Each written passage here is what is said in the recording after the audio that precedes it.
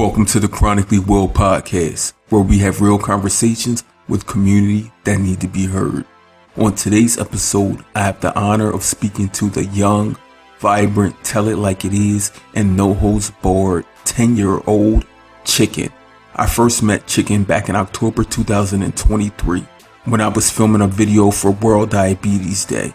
Diabetes looks like who? Representation matters. Chicken is about to turn 11 in August and about to begin her life as a preteen middle schooler. And come July 17th, she will be having lived with type 1 diabetes for 4 years, diagnosed July 17th, 2020. In this episode, you will hear the most authentic gift from a 10-year-old. Chicken wanted to talk about school and diabetes, and if you are a parent of a child living with type 1 diabetes, you will receive many gems from this conversation.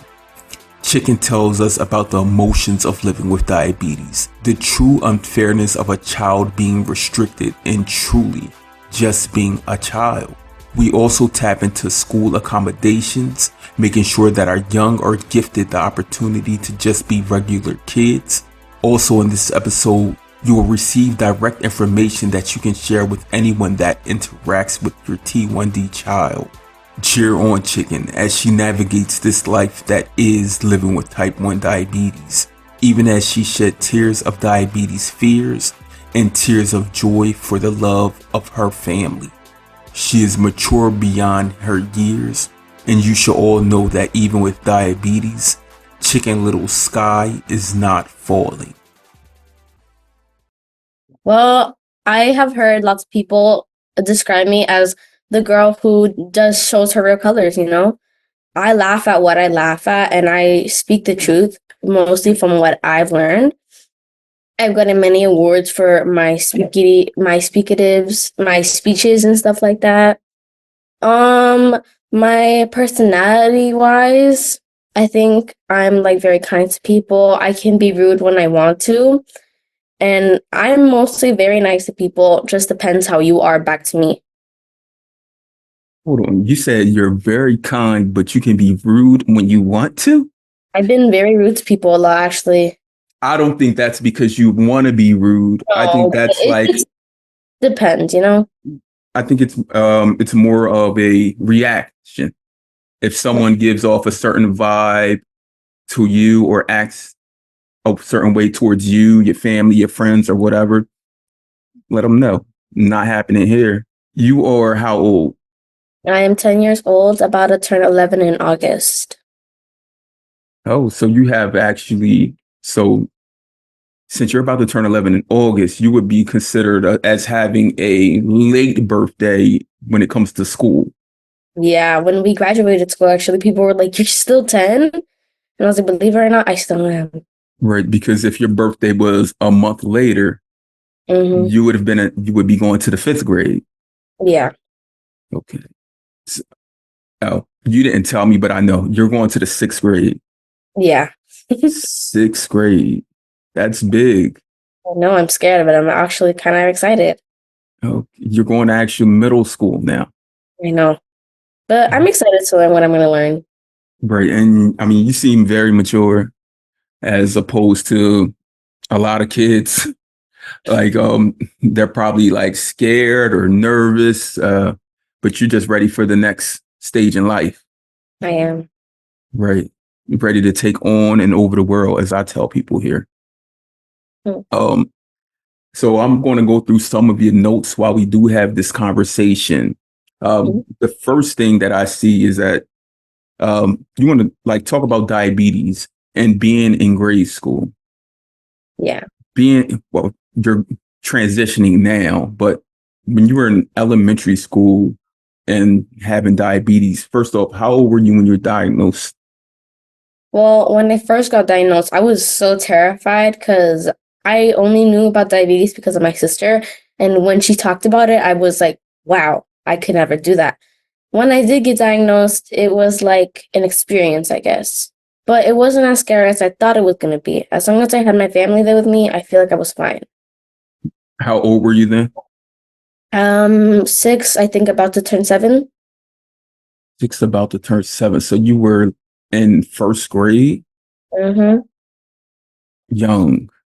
Now, and I've spoken to many people who were diagnosed at that young age, like before the age of 8, I would say, where most people who were diagnosed during that time, during that age, as they grow and they mature through life, living with diabetes, it becomes like second nature.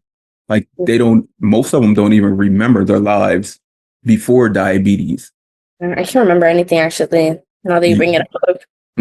So you don't remember being 6 years old before diabetes?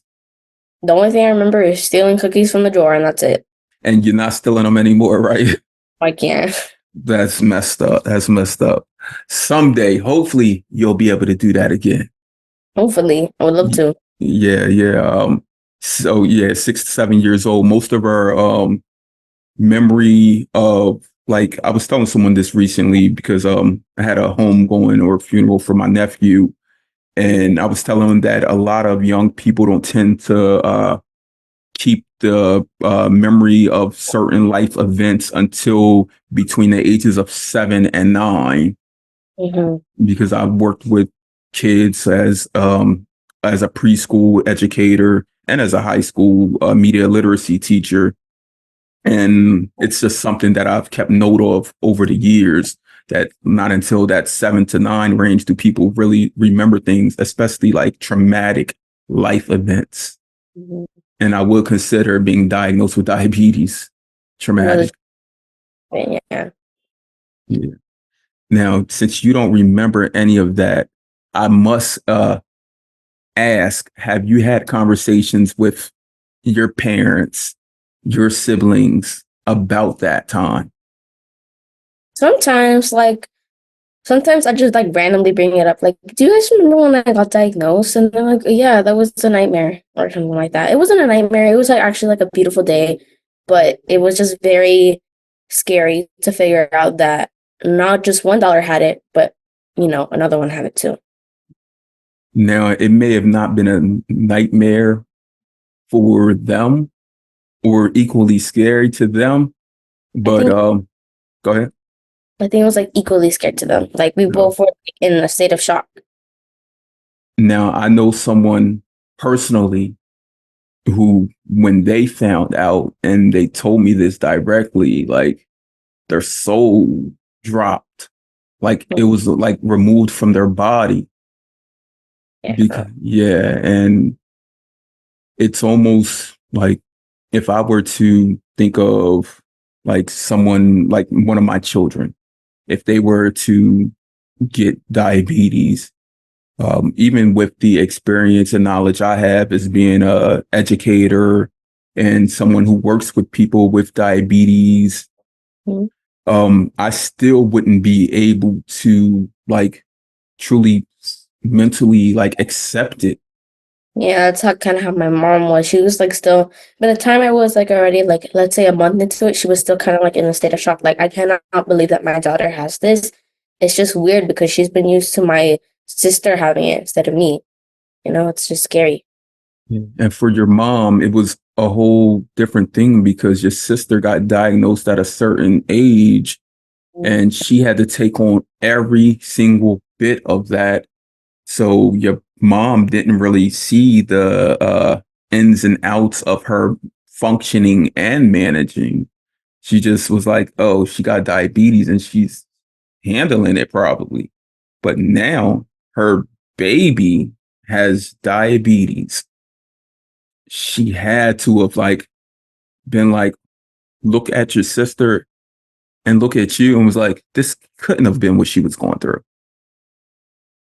She had to have thought that. Like this, she couldn't have. Because as I said, your sister. It's just your sister's like your best friend, right? She's like your idol, numero uno, right? Like seriously, she's told me. Big up the Nechi, the biggest sister, the biggest sister.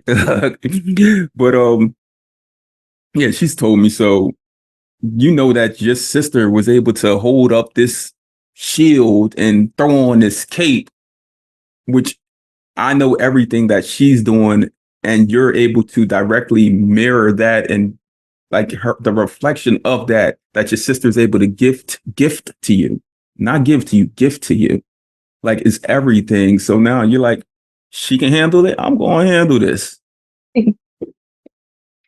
Right. Like that is how I handled it. Like Yeah. I would just my sister and be like, if she can do this, I can do this. And I was like, I don't care if she's older than me. What the heck? Right. Even today, even without diabetes, like let's take away diabetes from this whole situation, everything. Like diabetes, chicken, you don't got diabetes today. Nechi, you don't got diabetes today at all. It's gone.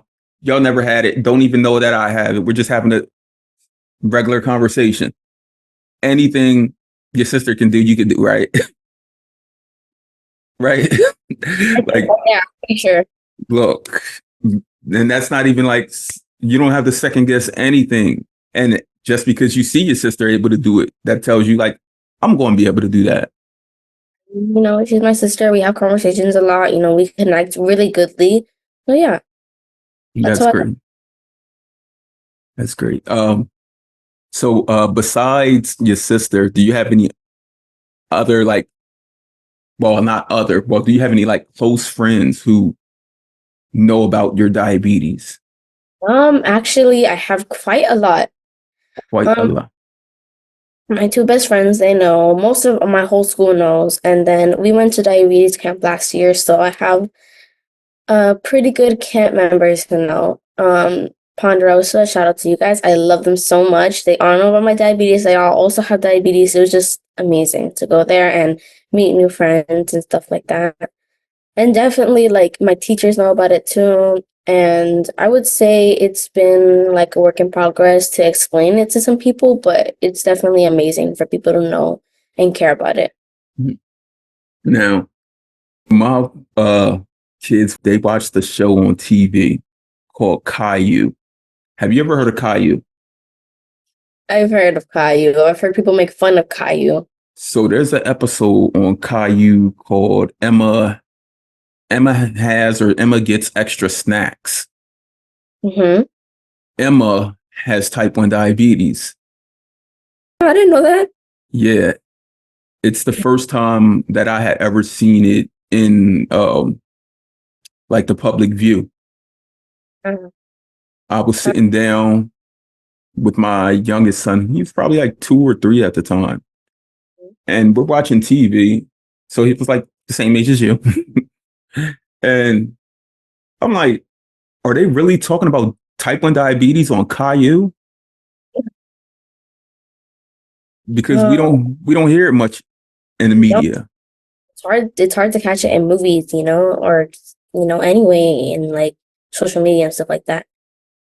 I didn't even know that. I'm just figuring out about this.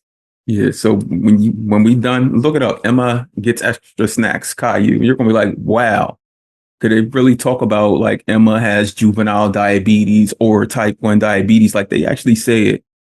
Damn, I now I'm interested. Yeah, it just made me think. I was like, I wonder if when you were diagnosed, if kids in your class, first grade classroom, were thinking that. Oh, Like, they were.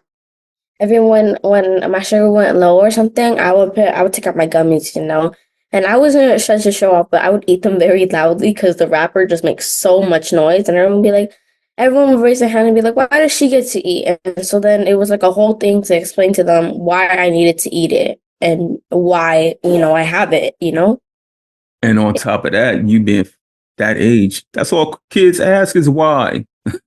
Why I get to eat in class. It was scary for me. I was like, what if I get in trouble because of it? I had a certain stakes. I think when I was going either into fourth or third grade, I had a conversation with my teacher, with my sister through I think it was a FaceTime, and I just broke down crying because I was scared that kids were gonna ask me stuff, and my teachers weren't gonna understand, and I was gonna get in trouble for it. And when I finally went into fourth grade, actually, people were so understanding. It just made me feel like so well. Like I felt like I was home, where people understood me and, they knew me, as a person, not a person who's weird and has diabetes, but a person to respect because she has diabetes. Right. It became more normalized, almost like if a person like so and so, you know who the best basketball player is in your school, right? No. Oh, you know, oh, what's something you're into? On tetherball, I know who the best tetherball player is. Actually, my You, friend. you know who the best tetherball player is, right? So it's almost like you know them and you know everything about them and different things. You're you're chicken, you're the girl with type 1 diabetes. So now they know you, right? That helps normalize it. So people won't be looking at you like, oh, like she's strange, she's weird, it's confusing, It might be confusing, but it's me. right? It's a part of you. It We is my life. Yeah, we're all individuals. We know that no two persons are the same, even if you're identical twins, even if you're as close as yourself and your sister. Like no two persons are identical, so we must treat each other as individuals and help everyone reach the ultimate goals that they seek out to reach in life and become who they want to be in life. Yeah. Right. How does it feel today growing up with diabetes, going into middle school? Well, let's see.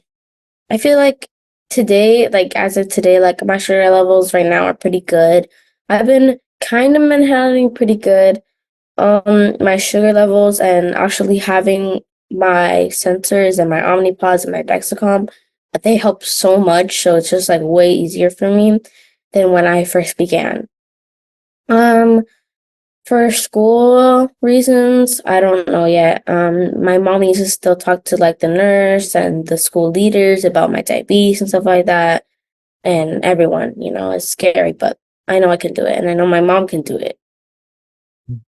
So, do you know if you have such things in place, such as a 504 plan?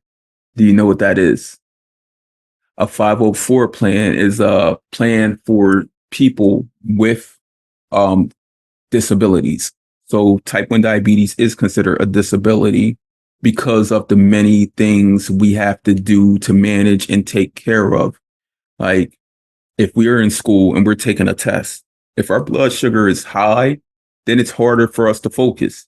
If our blood sugar is low, there's literally no focus. We have to go and treat it. Yeah. So a 504 plan will help accommodate you for those things. Like you won't get in trouble, like how you said back when you were in third or fourth grade, how you thought about, well, I get in trouble for these things, for the extra snacks or whatnot. So a 504 plan will eliminate that. Mhm. And it will actually let the guidance counselor, the teachers, the staff all know that Chicken's not different. She's not different at all. We don't need to treat her like a baby. We need to sit back, relax, and just let Chicken grow as the other students do. Yeah. But just like another kid may come to school needing extra food because they may not have that at home. You may recognize a kid being unkept or unwell. Like, just keep an eye on her, just like you do everyone else. Yeah. Yeah, because I mean, we know that you're this smart, mature, brilliant young lady. Um, we know that you can handle it. We know Yeah. that you, but you're still a child, so be there to assist. That's all we Yeah. ask. Like, Mama, I'm so child. Calm down. Yeah. Have you had any interactions with teachers or staff that have made you like look at them and like, I can do this, or where they're like, oh, you can't participate in this because of so and so? Yeah, that happened to me. I think it was fourth grade or third, one of those two. Sorry, can't remember. Um, there was this teacher in and I had to go help my PE teacher. So I went and it was already recess. And by recess, I have to eat because my sugar was going down. So I told this one lady, I need to go to my upstairs class because I forgot my lunch bag and I need it because my sugar is going down and I have my snacks in there. And so then she was like, oh, no, you can't go because you need an adult. And I was like, okay, so then why don't you come with me? She said, no, I can't. I'm supervising the kids. So then she was like, let me ask the campus aide. She asked the campus aide and they said, yes, I heard it on the walkie-talkie. She still didn't let me go after all that. So I started crying. I called my mom and I told her about it. And the whole like what's called the campus aides had to talk about it with us. Um, my mom got the campus aides number and stuff like that. And after that, like the teacher like never talked to me again like that. I didn't even talk to her anymore because I couldn't look at her and think, does she still think I can do it? Does she even think I can do it anymore? I Right. proved it to her, and I don't know because she still gives me that look that I can't do it. Yeah.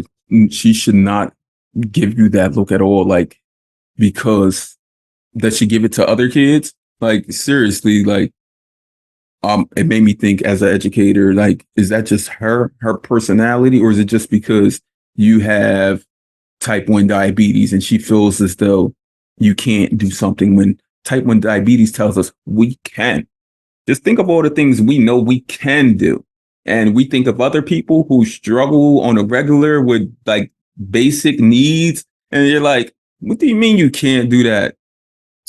I have type 1 diabetes. If I can do it, if I can do it and my blood sugar is dropping or my blood sugar is high, then yeah, you can do it, right? Yeah.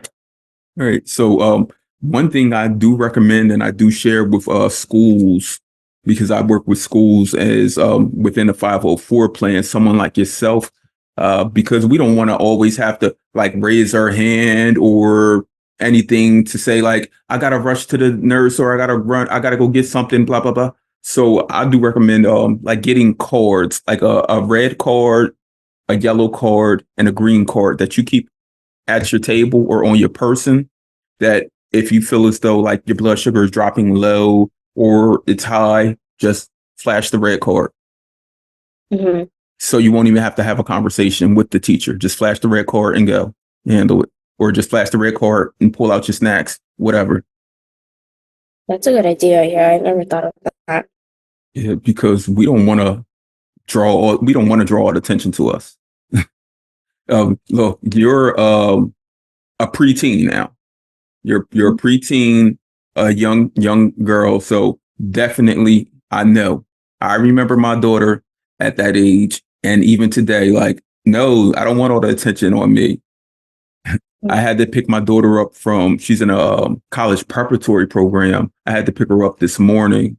Well, we're 3 hours ahead of you. So you're probably like, this morning, what do you mean? Was she there at 5 o'clock a.m.? But literally she was 8 a.m., 5 a.m. there. So I had to pick her up from there, and they called her name over the announcement.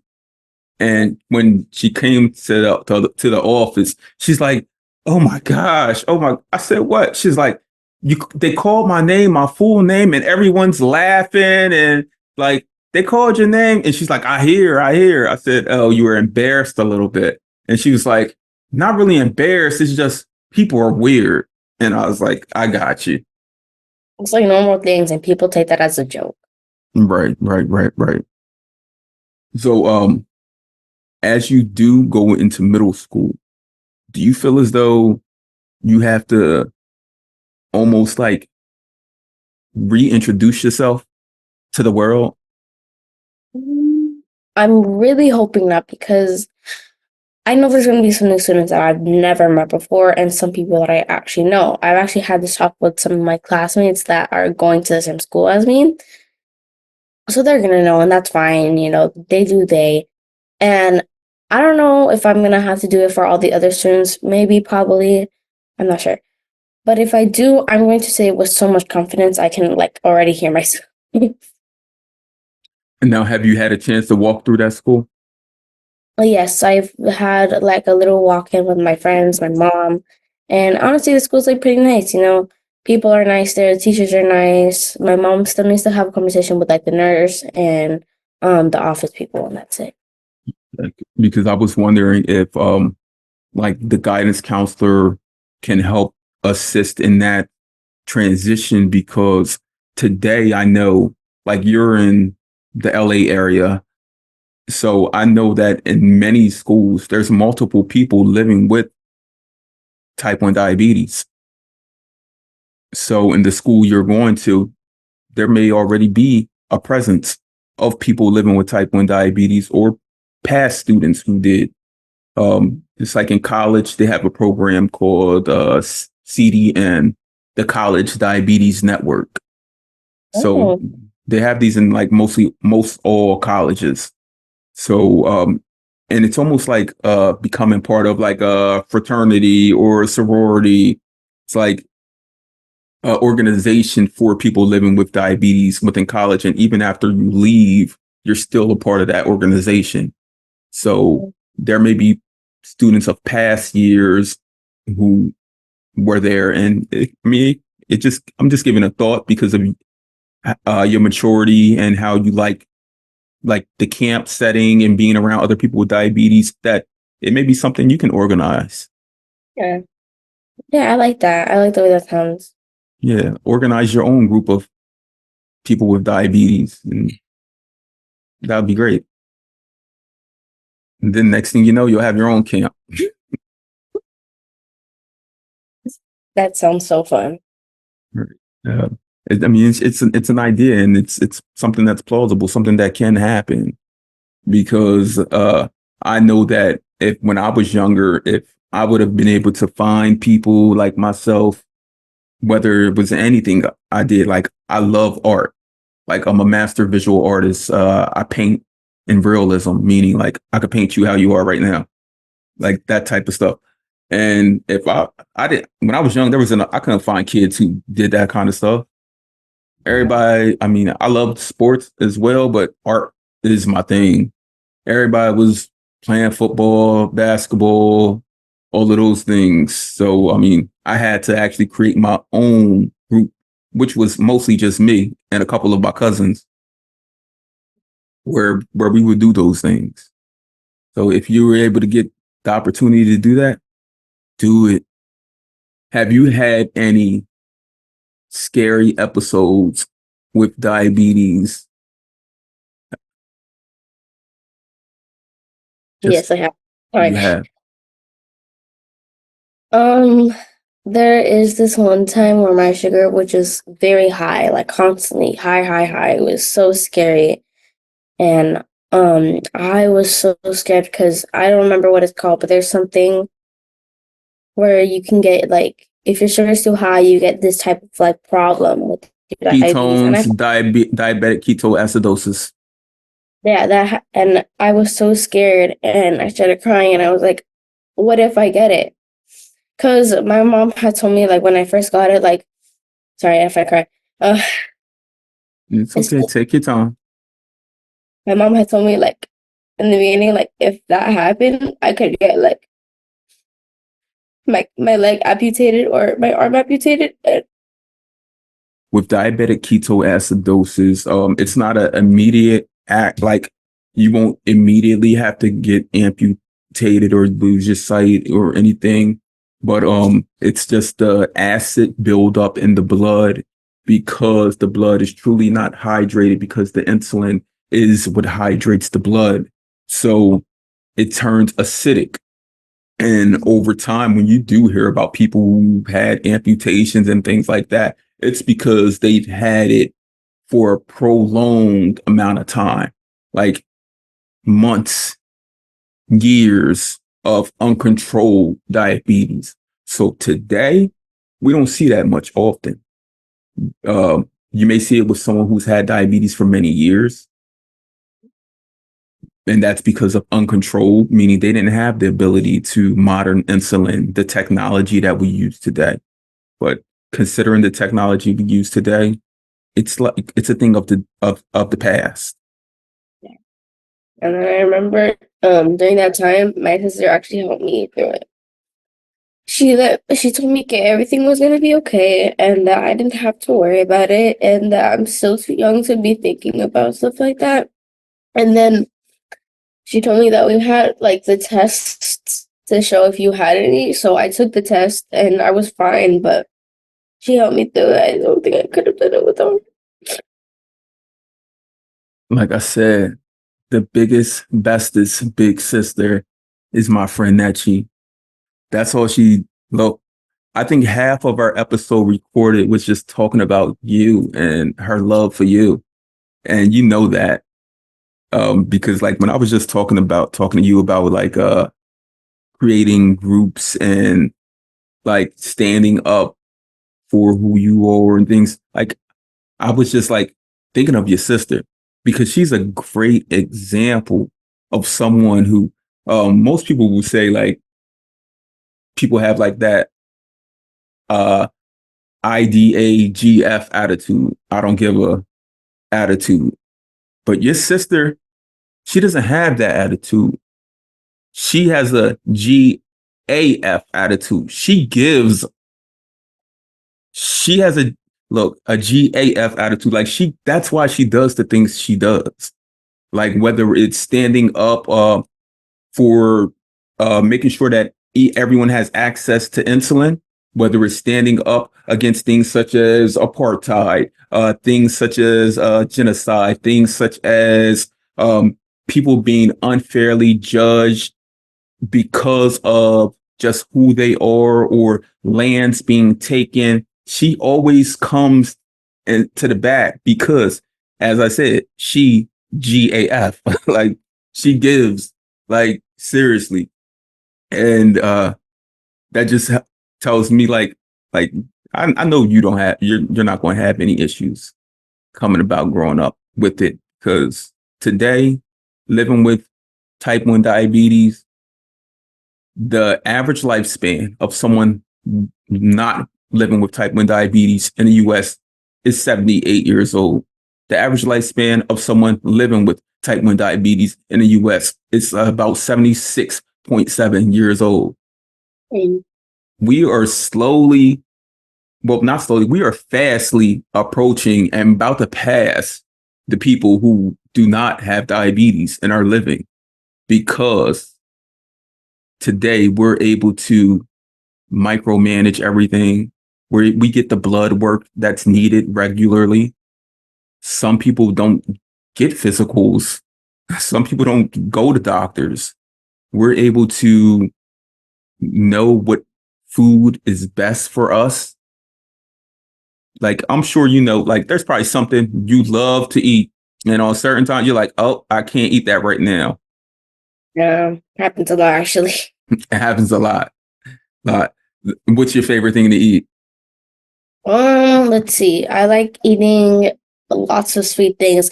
My mom said that ever since I got diabetes, I think my sweet tooth got stronger or something because I've been really attracted to like sweet things like candy, sugar, and cookies and stuff like that. Like I remember one time, I think my sugar was like high, just like it just said high, and I wanted a cookie, and my mom was like, "Nope, you can't have that." And I started crying, and I was like, "But I want it."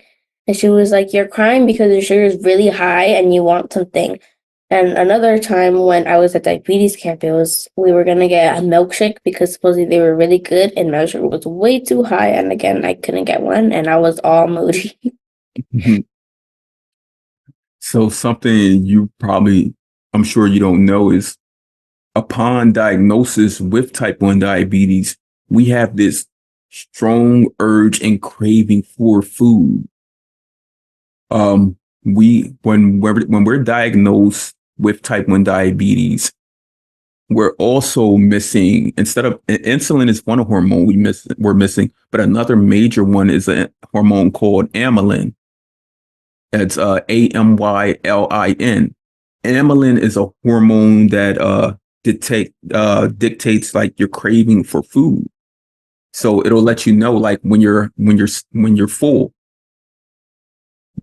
So with us lacking that hormone, we crave more food. We yes. So yeah, so that's all it is. Like when your blood sugar is high, your cravings are like exasperated. Like you want more. Like, and then because your blood sugar is high, it changes your emotions, Yeah. which is considered an altered mind. That's something that happens with people with type 1 diabetes, that altered mind, because we're using man-made insulin. But yeah, it's nothing out of the norm. Yeah. And I'm sure you're going to figure out as you grow older how to manage it all. I hope I do. You will. There's no hope needed. You got this. As I tell my sisters, light work to a queen, right? Were you able to check everything off, make sure you were good? Yeah, I was able to get my doggy. Okay. What kind of dog do you have? I have a wiener dog. Name's Oh, Hot. a Dotson,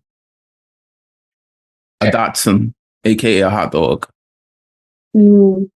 right? That's what they're I called. think I remember one time we were walking him and some lady said, "Oh, you have whatever that was. I forgot how to pronounce it." And we were like, "What the heck is that?" And she was like, "It's a wiener dog, no?" I was like, "Oh." I think it's a German name, Dotson. Mm-hmm. Yeah. If my 10-year-old was here, he'd be able to tell me. So something like yourself, he's unapologetically himself, and he's loud about everything, but more so like he's he's very mature. Like when it comes to any wanting to know information about anything, I ask him. If I want to know something about any other country, I ask him. He knows every country, every flag. When it comes to science, about life science, life cycles, animal science, geology, geography, botany, like plants, all of that stuff. It's all him. He has all that information, and he's been like that since he was like 2 years old. Wow. Yeah. So if y'all were in a school together, they wouldn't be able to stop y'all from taking over the school. Yeah. So I did want to ask, has diabetes or just living with a chronic health condition made you feel any different? Mm. Sometimes like when I see kids like just eat, like we had, I think it was a potluck before like the last day of school on Monday. I saw everyone taking all the food, all the sweets, all the cookies and everything. And I couldn't do that.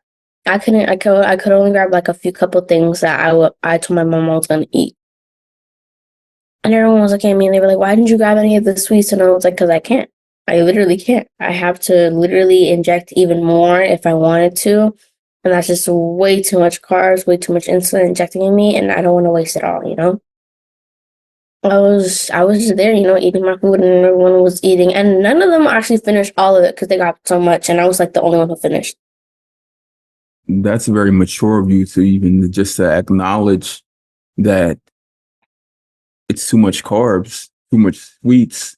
That I mean, even though you want it, you crave it, you're like, it's not fair. It truly isn't fair. And that's something else I think that schools should take into consideration when they are throwing parties and whatnot. Like, look at the whole class, like, look at the class as a whole and be like, okay, everyone, you're limited to 3 snacks. Yeah, I don't know why they didn't do it. They just let them grab and grab. Right. Why can't you, even before the party begins, like, so that it won't be like people are asking you why you're not getting extra things or whatnot. So if the teacher just lets everyone know in the beginning, and it's not because of you, it's just letting everyone know in the beginning, no more than 3 or 4 snacks, kids. That's it. And then Yeah, you will be okay. yeah, and even with or without diabetes, all kids have limits when it comes to eating food. Right. Look, if they don't start that now with that trained thought of like learning about food and nutrition and health, then they'll be 20, 30 years old wondering like, why is my body feeling like this? When someone such as yourself, you have the education early on and you're trying to help them. You're trying, but you can't force it upon everyone. Even older, more mature people, you can't force them to like anything, to want to do anything. They're going to do what they want to do. Yeah. I tried doing that with some of my friends, honestly, and they were like, "I don't care. I'll be the big back all I want to." Big back, big back. It's just like what everyone says, like when we were waiting to get the food, everyone was like, "Oh my God, I'm gonna become a big back. I'm gonna become queso." And I was like, "Calm down." Right. Everybody's different. Yeah. Everyone's different.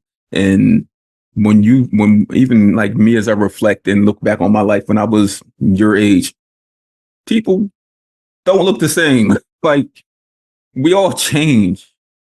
Like, so, like, yeah, that has just try to get as much education as you can about just your health and your life in general, because I mean, it's going to help you as an individual. Mhm. Right.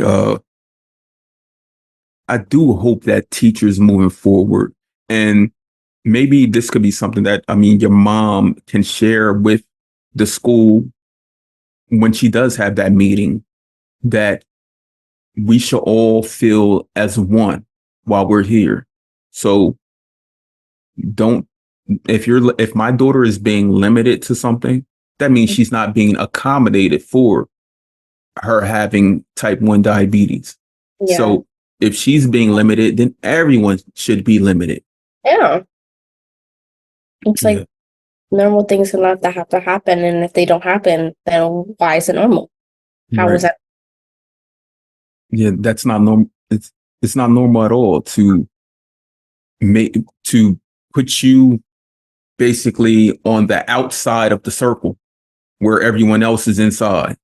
Yeah. And it's almost like you're inside the circle while everyone else is running around, because they're staring and they're asking you questions. They call that the fishbowl approach. You know, like when you look at a fishbowl and you Mm. see a fish inside there and you can see everything they're doing. And they're probably in there wondering, like, why are they staring at me? What's going on? And they probably don't like that. They truly don't. Because, you know, when you tap the glass, they hurry up and jump and squirm or swim Yeah. off or whatever. So that, I mean, it's like you're in that fishbowl approach. I mean, it It's shouldn't be like that. it's weird when like kids look at you, or they like just tap on your like devices. Like I remember one time I was just sitting down. I think I was with my mom, but my mom was using the bathroom, and I was waiting for her outside because I was done. And some random little girl came up to me, and she started tapping on my Omnicod, because my Omnipod like so big, and she was like, "What the heck is that?" And she was like, "Are you a robot?" And, and Like, yes, yes, I am. I was like, I don't want to be the rude one and try to scare her, but I wanted to, but I didn't. And I was like, oh, sort of. I was like, I kind of am. And then I did like a little summary of it. And she was like, oh, okay. And then she kept on tapping, and then my mom finally came out of the bathroom, and we were literally out of there. And she laughed when I told her about it. Like, I'm not a robot, but I am bionic, meaning there have been certain things that have occurred to me in my life, but they have not broken me. Yeah. Right. Like literally. Yeah. I've never had that experience where someone's just like pointing or tapping. I've seen people stare. That's just a human nature thing. People just love to stare. Not gonna lie, I'm a little bit of a nosy one myself, so Yeah. Now, if that were to occur, let's say in a social setting, say you went to a friend's party mhm, and a lot of the kids there don't know you, and mhm, y'all are like dancing or whatever, and then like kids your age, middle school, let's say 6th through 8th grade, mhm. started tapping, touching, or asking questions. Do you think you'd be able to handle yourself today in that situation? Yeah. I feel like if it's younger kids, okay, I get it. You're pretty young and you don't really know expectations and know what to do. If you're older, I don't know why you're touching me, okay? And I will give them like a whole lecture about it. About like my diabetes and why you should not be touching my items. If it's a little kid, I'll give you like a little summary, like, oh, please just like don't touch it. And even if they do, I just move away. Mhm. Yeah, like it's a part of, like, this is a part of my body. Yeah, and You're evading my space. yeah. It's like layers on my bubble. Like you're all the way in. You're not on the fourth, you're not on the third. You're literally in the bubble. Right. Well, and considering the how much these devices cost, this technology, and how much But how yeah, how many people around the world don't have access to this, like back off. So Really? many. Have you ever thought of those things? Like you're able to have Omnipod and Dexcom, and you're probably not even aware that the insulin we have here in the U.S., even though it's most expensive here in the U.S., like it's not even available other places. I didn't know that. I actually kind of um I learned a little bit about that in school, like how some things aren't like as exclusive as people. I remember one time, I think my literacy teacher, we were learning about like back in the olden times and like how they were before and how they were now, and she did add like a little diabetes part about like diabetes 100 years back and 100 years now and stuff like that. Uh, Times has changed for the, I would say, for the betterment of us, but at the same time, Like, not so much for the betterment because it's not for the betterment of all people. yeah. Like maybe for some people, like, oh, they got richer or something, or maybe technology upgraded for them. But for some people, that didn't really happen. Mm. Like there's classism when it comes to living with a chronic health condition. Yeah. Like one Um, place can have like the cure to something and the other place has no idea. right. So I've one of the first people I recorded, I think it may have been like right after your sister. I recorded with a young lady, Hamida. She's from Uganda, Mm. and they don't have continuous glucose monitors, not at all. And she was able to try, like, be on a trial for one for 2 weeks. And when Mhm. she did that, like everyone was looking. She said everyone was like, how did you get that? I want that." Because she was like showing them how she could see all her numbers and see the trends and know, like now she knows certain things will make her spike and how long she was staying low. And she was like, yeah, this technology, she's like, we're like 30 years back here in Uganda. Mm. Oh, damn. Must be hard for people. Yeah. But I would say that it's hard. It's probably more hard for them because they're able to be on the same social media circles that we use, like Instagram, TikTok, uh, X or Twitter, X, Threads, all of those things, and they're able to see things around the world that people are using all of those devices, Yeah, and they're like, why can't we access these? And it's all based on money. that's true. And then there's times when people want to have that. Like, I don't know if have you ever experienced when someone's like, "Oh my God, you're so lucky that you have diabetes. Like you get to eat extra snacks or you get the most attention in class." And honestly, sometimes that's not the case. I haven't had anyone say you're lucky to have diabetes. I- My friends be like, "I wish I had diabetes," and I'm like, "No, you don't. Trust me, no, you don't." Tell them, here, let's trade. Like our goals ahead of your life sometimes, you know. Right. Like, mm-mm. And I would not wish diabetes upon anyone, but for someone to say that they wish they had diabetes, that tells me that they truly don't understand the ins and outs, the nuances of diabetes, And like consequences and stuff like that. because we know diabetes is more than 24/7. Yeah, way more than 100%. It's more. It's like you literally your entire life until someone, if they even find the cure. It's like diabetes is nonstop. Mm-mm. Like it keeps going no matter what. Right. And if you did not have diabetes, like there will be so many other things you will be able to do with your time. Yeah, Like right now, if you didn't have diabetes, you wouldn't be having to like prick your finger. yeah. Or And have like two secret phones inside a purse. the nuances of diabetes, you wouldn't have to worry about Probably going to wouldn't. sleep. Oh yeah, no. Going to sleep is kind of hard with diabetes, especially when you have diabetes and the sensor is high, low. It's like, oh, like I don't wake up, but my mom does, and she tells me about it. Yeah. Like people take random naps. Like for real? Like, you Like guys, you're a kid, you're 10 years old, about to be 11. Do you mhm. take, you know how like kids come home from school and they take naps? Yeah. Like, and as tired as we are from managing type 1 diabetes all day, every day, we don't get a break. We Y'all get can't. right are looking for that, but we don't. Right. When's the last time you just came home from school, turned on the TV, popped your feet up, grabbed the pillow, and just dozed off? I can't. It's when I get home, I have to set my sugar levels and, make sure that I'm not hungry. And if I am hungry, then I eat and I have to calculate the carbs. And if my sugar is low or high, I have to fix that. It's never just a break of diabetes. You could be having the perfect day, but you still have to manage it. Even if your sugar levels are good for the day, you still have to make sure they're good. You have to make sure that they stay good. And you just said something that I didn't even think about. You have to force yourself to eat sometimes. Yeah, it's like even if you're full, you still have to. And that's something that people not living with this or helping someone manage it will never understand, Mm-mm.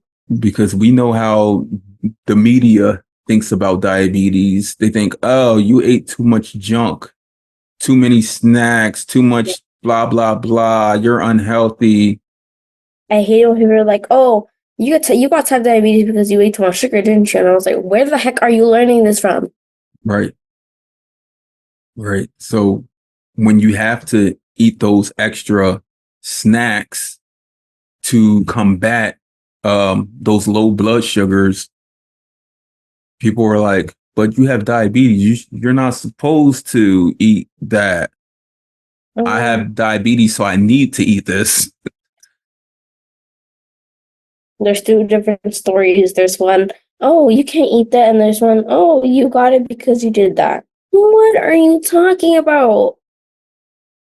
It's like, and then you ask them, this is how you combat it. You say, so how did you get that red hair? Like literally, like I got my diabetes the same way you got your red hair, right? Like, Hmm. That's like, yeah. yeah. So people, it's just people are, it's they're ignorant to things they don't know, and I'm not going to blame that solely on the individual. That's the media.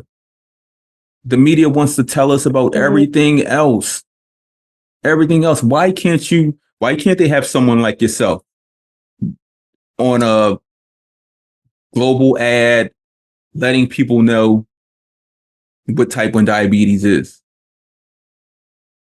And then if that does happen, people are like, "That's not true. Have you heard everyone say it? Like, there's no that's true coming from one person. It's not coming from just one person, honey. It's coming from the whole community." Right. We need mass support. So I don't. I'm sure you know the name, the singer Usher. Yes. So his son has type 1 diabetes. Oh, I didn't know. Yeah, he has a son with type 1 diabetes, and he's part of the campaign with Sanofi, which is an insulin manufacturer, about getting screened.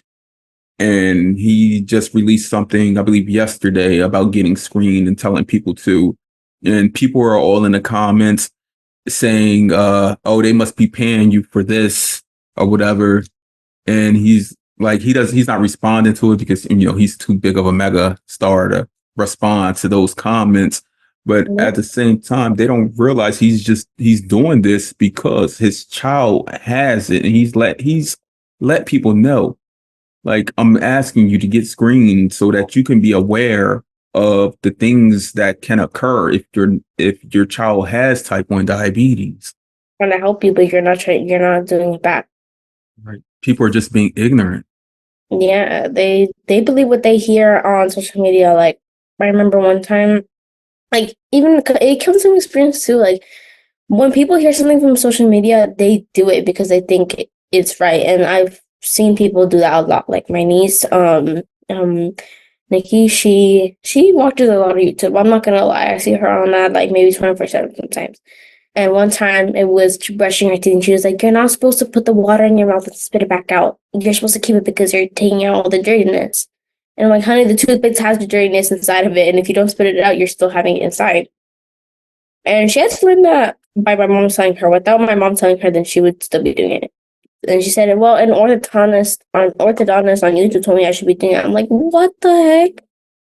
I mean, if I Or asked just right now, I bet she would say some other different story.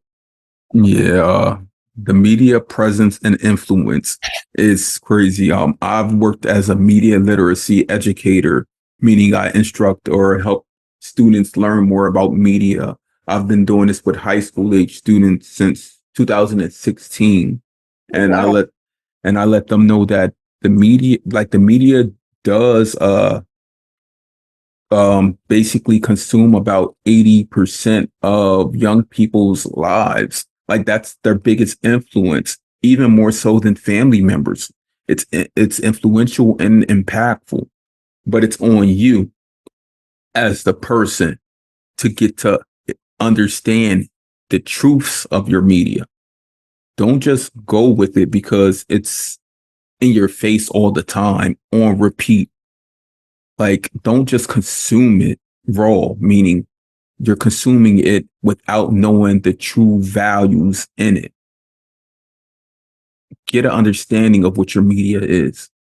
Yeah. Because, I mean, we know that some people will see or hear something like, I don't want it to get political, but when you think about like January 6th, when all those people stormed the Capitol, Mhm. and that was mostly because of their media influence. Yeah. Told them the election was stolen and all of that stuff. Like they'll choose to go with that. But when things such as when you know there's a global genocide, meaning things that are occurring to other like people are killing people within communities, people that look like you, like things that are happening globally all around the world, you know, because your sister has been a part of helping make sure that attention is brought to these subjects. And when some people see those things and they're like, oh, that's not true. That's not really happening. But There's at the, so those same people will say that the things that happened on January 6th didn't happen. Like they'll be like, that I was there. We didn't do that. yes, But you did. it's right there in front of your face, in front of our eyes. We see it. You see We all you, we and you guys know can't. we know what's happening in Palestine and other countries, third world countries, first world countries, second world countries, all around the world. We know these things that are happening here in the US for black and brown people. Just because of the color of our skin, we know these things, these atrocities that continue to happen. And how can someone say, like, I always ask, how can someone say that they support one thing without supporting another cause? Like, if I'm going to stand up for you, Chicken, then I got to stand up for other people around the world that Yeah. equally look like you, equally that are going through other chronic health conditions, equally like it's one in one. And that's something that us as people who live with type 1 diabetes, we understand that because we depend on things such as insulin to live and these devices to be at our best, we know that we should be doing everything we can to lessen the burden that other people have, to make life more equal or equitable for them as well. Yeah. And with that, I must ask, what are some things that you dream of doing or becoming? Well, I've been having this little like a dream that I become an actor when I grow up. I don't know what it is. I think acting is beautiful. Say that again. Acting or like being a professional drawer. I have a little moments myself where I've drawn amazing things and I've had my ups and downs with it. But most of the time I'm more confident of my art and acting. Like I feel like sometimes I just like you know when you're like watching something and it's like an acting challenge or something and you literally go face forward into it. Mhm. I just sometimes and honestly I really like it. It's just comforting. I feel like it's like a cozy spot for me. So you're an artist. I'm going to let you know that. If no one has told you that before, but you are an artist. Created the creative mind, being able to draw, being able to take like a script or a role or challenge and doing that.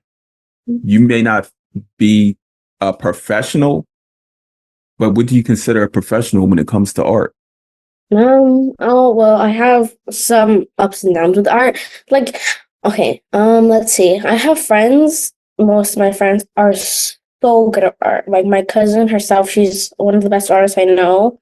And I have a friend named Carmela. She's also such an amazing artist. Like I've seen her draw things and I've heard her say, "Oh, it's nothing." It's like literally I could have drawn better. And I'm like, you could have drawn better, but you drew what you drew and you drew what you wanted to draw.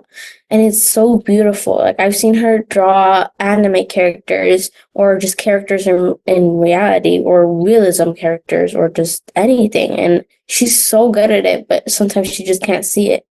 And I love the fact that I'm there to help her, That's do it. great. That shows that you're a great friend, great peer support. But even as I go back to talking about like people around the world not having access to certain things and how we know as people living with type 1 diabetes, like it's not fair or whatnot, you're equally doing that with like your friends and your social groups and your and the art and stuff. You're letting her know that you can do this.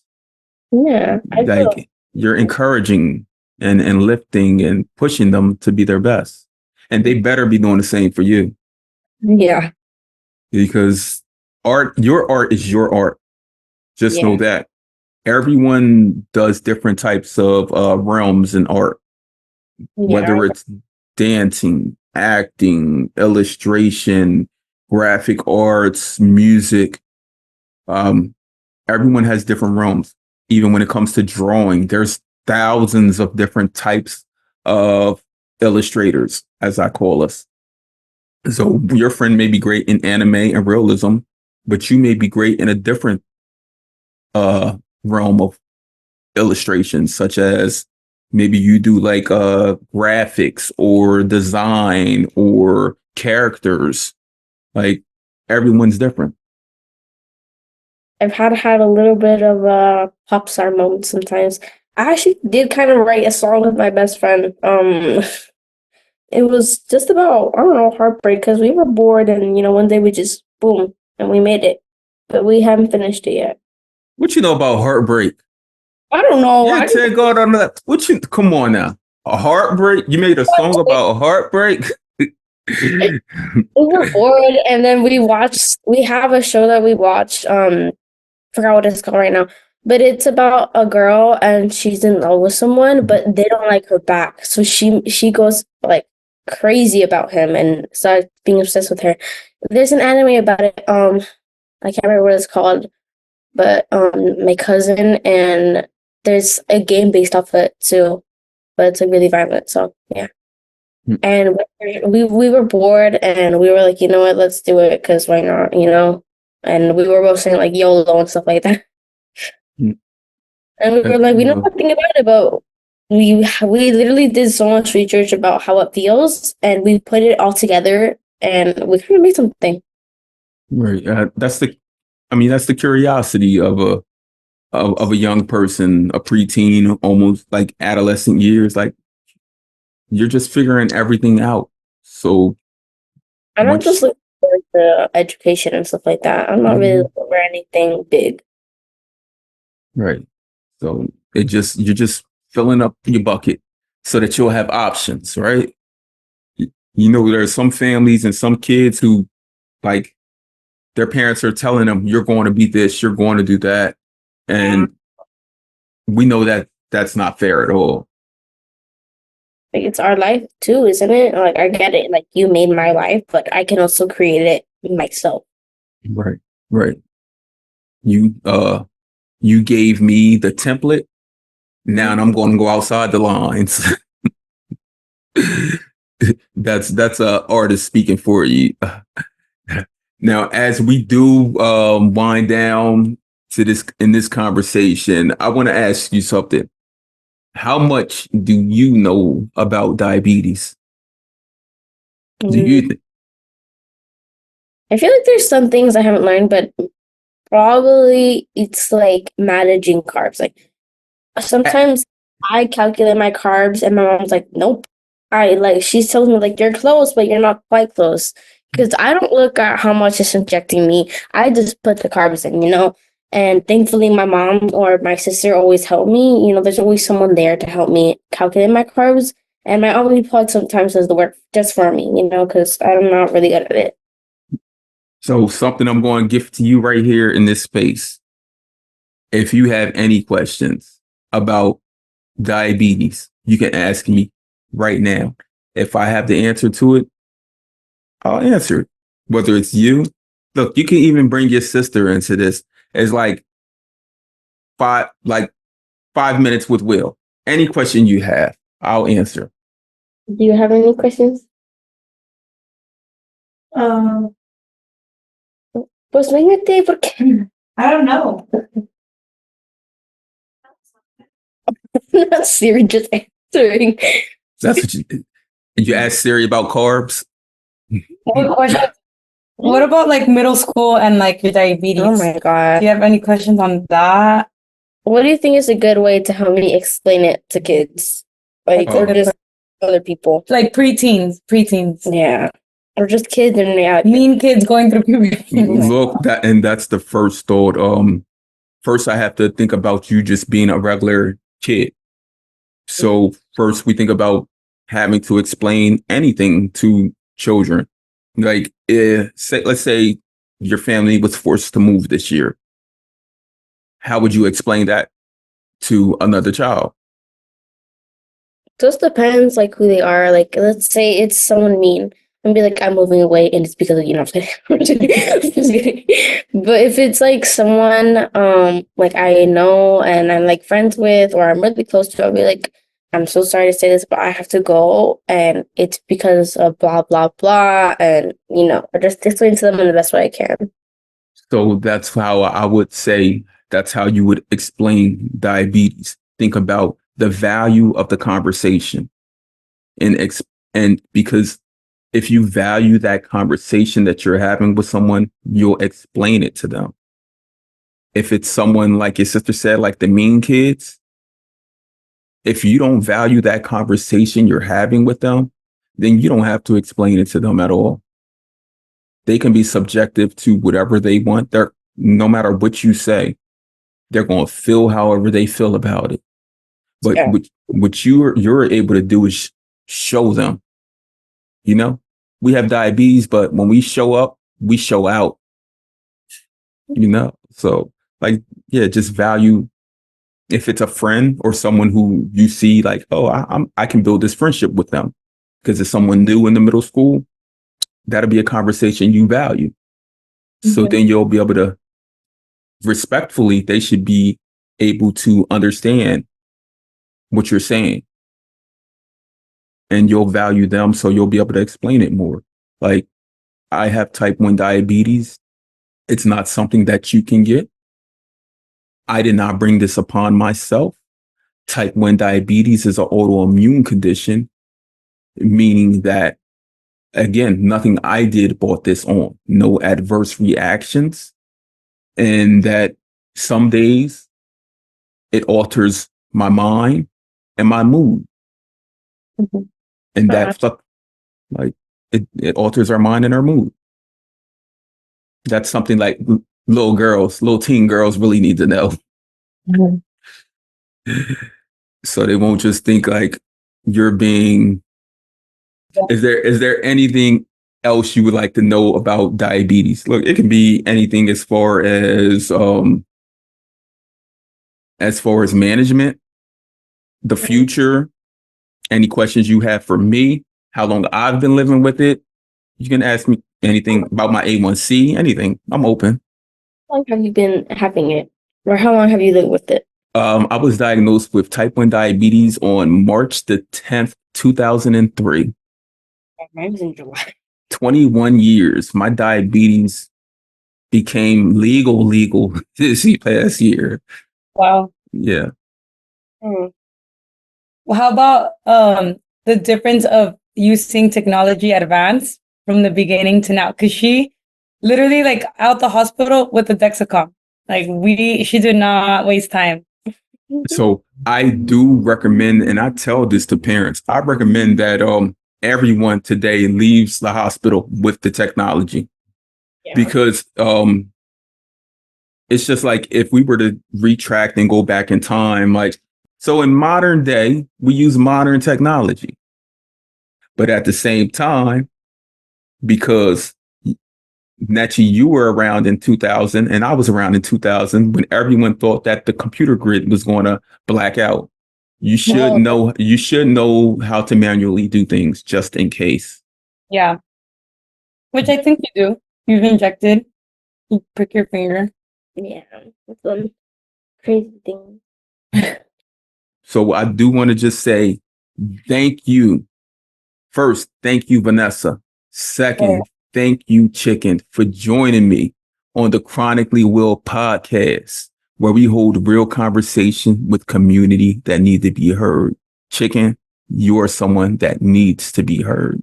I appreciate you. Thank you. I appreciate you too. Thank you, Will.